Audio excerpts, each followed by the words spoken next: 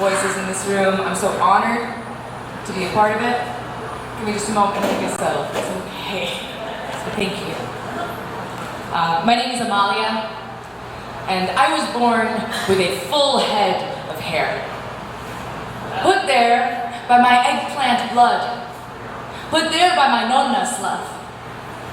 I was born with a pompadour, like Elvis, and on my way into this world, I brushed my hair against my mama's pelvis, and that must have had some kind of magic to it, because it grew so long, so fast, that by the time I was in kindergarten, I had hair down to my ass. Ladies in the supermarket would stop my mama's cart to coo and ooh over the art that she had made of my braids. And I said thank you. But I didn't care, because this is just me. It's always been there. Until one day, in the 7th grade, when another girl in the locker room saw me getting changed, when I lifted my arms to take off my shirt, when she saw the foliage hiding under my skirt, she snorted a laugh that the rest of the locker room heard. And suddenly I was thrust into a hallway of "you dirty, you nasty, why your coochie's so nappy, your armpits look just like my daddy's." And that day in gym class, pinned under their stares, they made me aware that I hated my hair. My overstated, blood-related, frustrated hair, the way it migrated. Oh, I hated my hair. I let them convince me that it shouldn't be there. Down there, under there, everywhere. It wasn't girl enough. I wasn't girl enough. I could not be girl enough until I pressed razor to flesh and drug it across my skin to erase my sin and the legacy of my kin, the proud Roman Empire turned funeral pyre.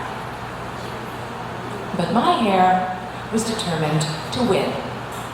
Not allowed to grow out, it began to grow in, and there was no interrupting.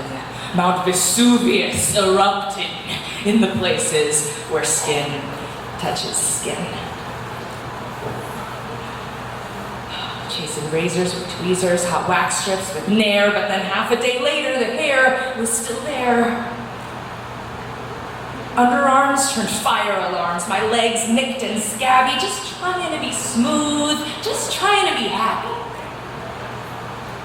Now, looking back, I do find it funny. Because you see, my liberation came when I ran out of money. When I was unable to afford a solution, I found in furry poverty this tiny revolution.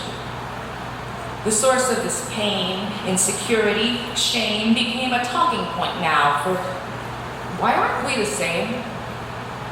Why this wild expectation that I should be changed? From where? This belief that I could be tamed. I am girl enough all the same. And so now, when ladies stop my cart to coo and ooh over this art, I say thank you. But I do not care. This is just me. It's always been there. You see, I was born with a full head of hair.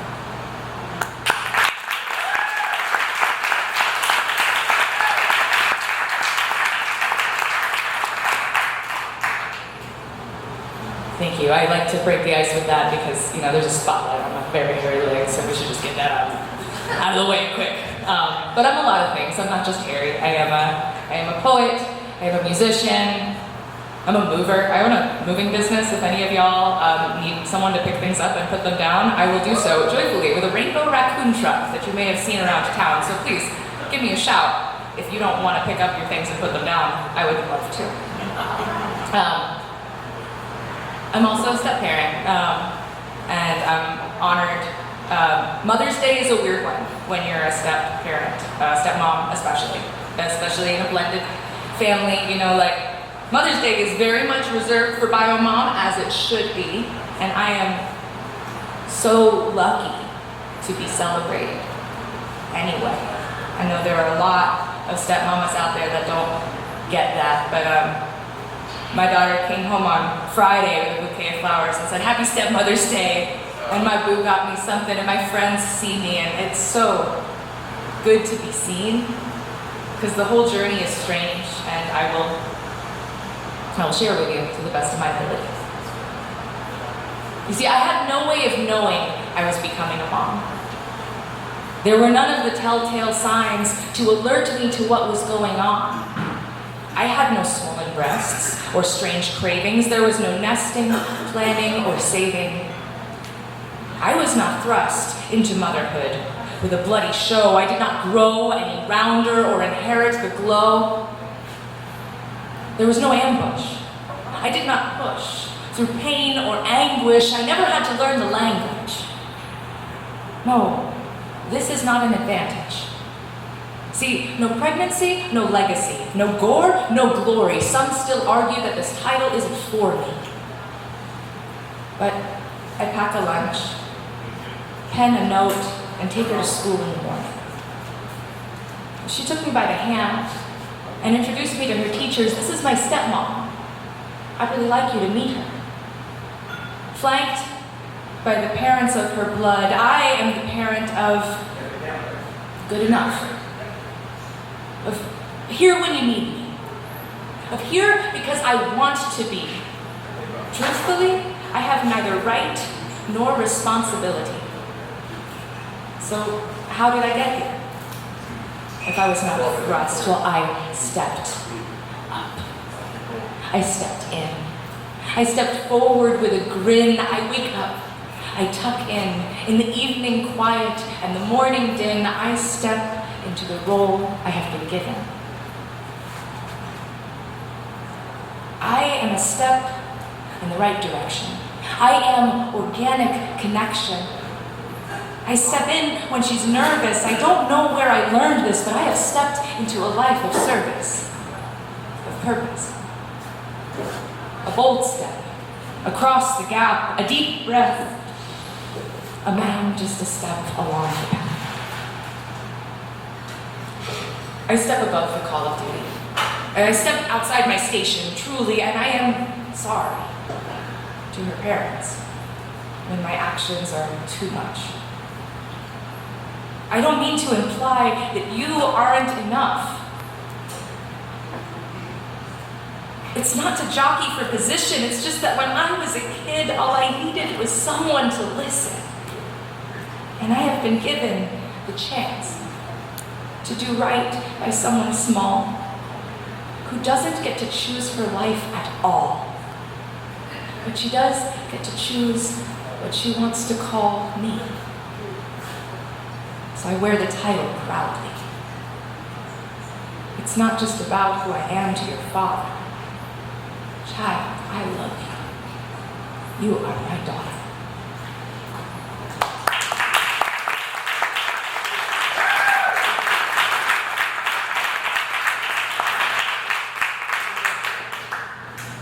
Thank you. I have big dreams of publishing properly, but life is made out of baby steps, and I recently got my printer working, so I made pamphlets. I just stapled them together myself. But if you like that poem, on Mother's Day I decided to print out a bunch of those, and you may have it. You may have it for nothing. You may pay what you'd like. You can, trade me a card from the cover bar that has half of the punches in it. I don't care. If you'd like it, you may have it. This is a beautiful space. This is a space that invites collaboration, and knowing I was coming here today, I wanted to do something different because I was like, man, who wants to hear me talk for 20 minutes? Just me? I don't know. I want to work together with folks, and I love that this space has room for games and scavenger hunts and collaborative painting and collaborative poetry. So I would actually like to invite you all to share some of my time with me and to write a poem with me. Are y'all okay with that? Do you consent to write a poem with me? Quickly. Okay. Yeah? Okay. Only the yeses have to do it. If you don't consent, you don't have to. Okay.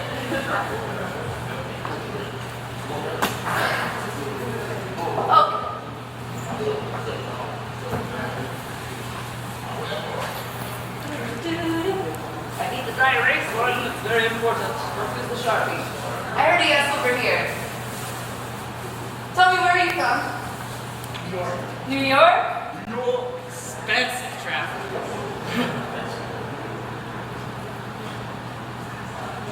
Somebody tell me somewhere you'd like to go someday. Hawaii. Hawaii? Why? Beaches. What was it? Beaches. For the beaches? How does a beach make you feel? Free? Relax.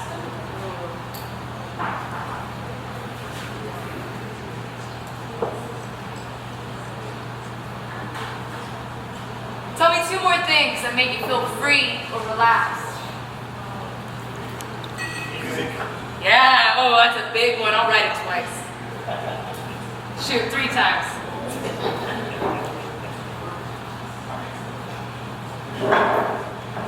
Tell me something you've learned. Empathy. Ooh, good.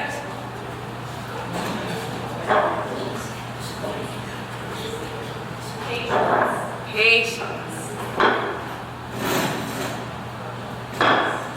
Something you'd like to learn? How to play the violin.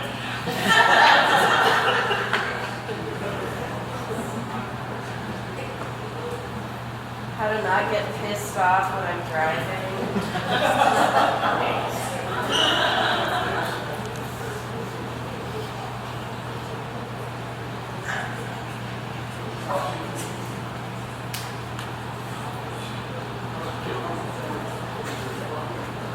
One last thing. What's your favorite flavor? French vanilla herb.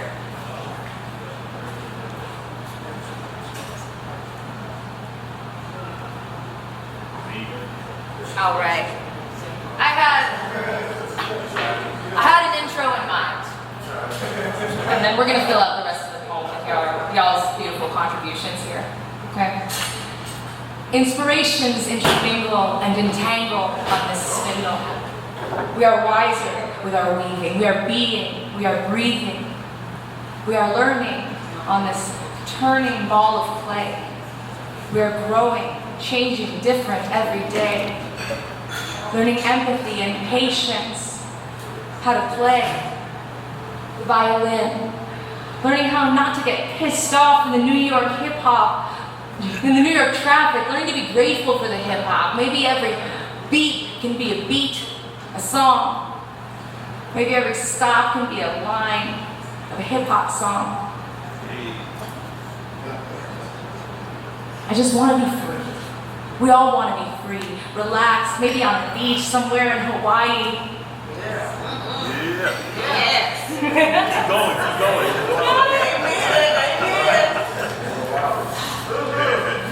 Sometimes when I pause, it feels like a waste, but I know that it's really just a matter of savoring the taste, like the French vanilla across my tongue. I know it's okay if it takes time, because before I know it, it is done. Look, we did it together. Did I miss anything though? Hold on. Let's see. New York is expensive, but you know what's more expensive? Not taking the time to collaborate, to create, to exist in the space. Not too bad. What do you think? It's like 3 minutes.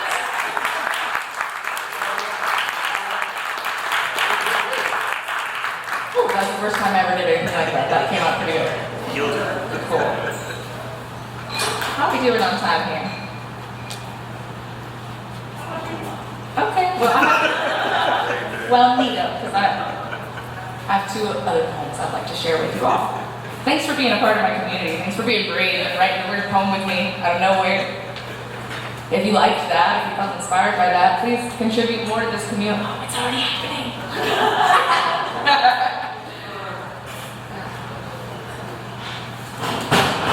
I burn my fingers on these torches I carry, but I don't let that stop me. See, that doesn't scare me. I reach for more. I will find something to love you for. Look at your reflection. Look how you shimmer with intention. Do you know your direction? Yes? No? Fine. Good. Just pay attention. On tribe, you can rely. Not on these leaders who lie, who lean on systems contrived to exploit our productivity. Hey, what's your favorite activity? Do you have any sensitivities? In how many ways do the days test you? Test your gaze, notice where it shifts and where it stays. What are you looking for? Working toward? Have you anything to lend? Don't be modest. Don't pretend. Who are your friends? On whom can you depend, and are you keeping up your end of the bargain? To whom do you owe a favor? What's your favorite flavor? And when's the last time you tasted in French vanilla? When is your time coming? Has it come and gone? Have you wasted it? I don't know about y'all, but even in debt, I don't hold my breath for no government check. Bet I will wait up for my tribe. I will take a long, long ride for a friend, but I will not wait on those callous old men. Even if they do come through, what will we do until then? And then after, read the title of this chapter, Community. You don't need to look far. Your community is right where you are. No one is coming to save us but us. So get ready to discuss where you feel safe and who you trust. Get ready to rise up and do what you must. See, we are like ants. We are like bees. We divide and conquer with our specialties. We each have a role in the colony, see? A superorganism is a community of critters interacting synergetically. That's us. That is we. That is your neighbor checking in. Do you have everything you need? You feel unsteady. But do you notice all the hands outstretched already to catch you? Bless you. Blessed be, humble honey bee. You and me are going to make some honey. We will make something sweet out of these sticky tragedies. I hope you're ready to get your hands dirty. I hope you know that you deserve to survive. You are a part of our hive. Trust your gut. Do not trust this rut. Landscapes keep changing. The future is forever rearranging itself, so let's drink to our health. Make yourself a peaceful, easy stew. And while you're at it, you ought to make more than you'll need just for you.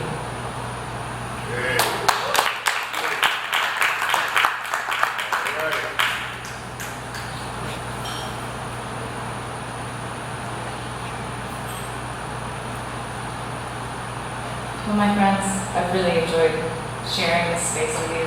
I'm so grateful for your ears listening to me. I will leave you with this, a poem I like to share, but also just genuine advice. Everywhere you go, please put this in your pocket and take it with you. Just do your best. Whatever that looks like, do your absolute very best all of the time, and I promise the universe will do its best right back at you. But as you go forward, remember this. Your best will look different from one day to the next. Don't be fooled by this. Don't take the breakdown bait, just do your best. Whatever it is. Some days, your very best may look like outdoing perfection. Everything you touch will shimmer in the light of possibility. You will achieve ends you never even intended upon. You will inspire the world around you to reimagine itself as lustrous, valuable, worthy. And other days, your absolute very best may look like a fucking dumpster fire. Like tears. Like shaky hands. It might sound like, I don't know if I can do this. Do it anyway. Despite the mess you're making, do it anyway. Despite that tragic smell emanating from your pores as if you just uncovered something dead inside. And you're not sure how long it's been there. Or even what it used to be. It's okay. Just do your best. Whatever you do, ask yourself, is this the best I can do? Make the answer yes. Repeat it to yourself. Work backwards. I am doing my very best. And I promise, the universe will do its best right back at you. But before you get angry, crying how the world ain't fair, and no good deed goes unpunished, kicking cans down the road, thinking how you gave it all and you got nothing in return, remember this.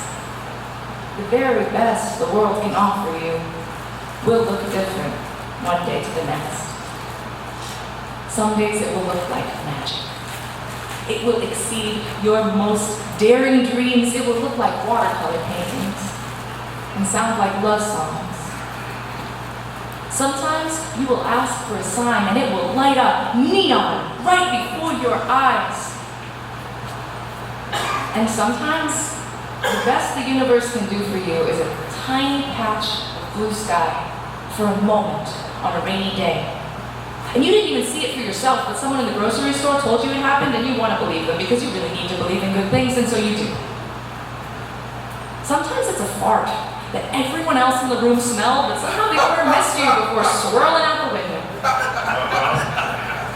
Sometimes it's the best the universe can do to remove people from your life and make space for new ones who will look at your shaky hands and just see hands.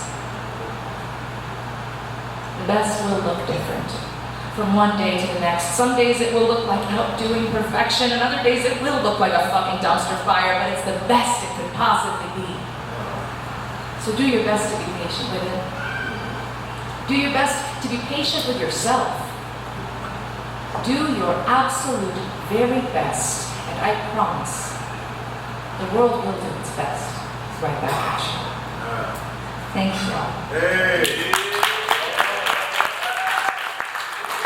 My name is Amalia Grannis. I'm a proud member of Beasts of the Mountain. We host monthly poetry slams on the second Sunday of every month. This next one, you can find us at the Pot Stirred in the River Arts District. It's $5 to listen, it's $10 to slam. It's a damn good show and a damn good deal. Please come out and join us. It is a romp and stomp and poetry competition. There's no sleepy bookstore poetry reading. It gets lit. But if a sleepy reading is more your vibe, members of our community, other Beasts of the Mountain host an event called Unpublished. It happens twice a month. Once in West Asheville at Elevated Kava Lounge West, and once in downtown Asheville at Elevated Kava Downtown. Unpublished is an open mic for writers of all sorts. You can come share your poetry, share your short stories, share a poem you love that you didn't even write, or just give people a mic. And there's also every week a musical feature artist who plays in between our sets. So all y'all folks, I can get you in touch with my friend Jason. If that interested you, we would love to have you. Thank you again.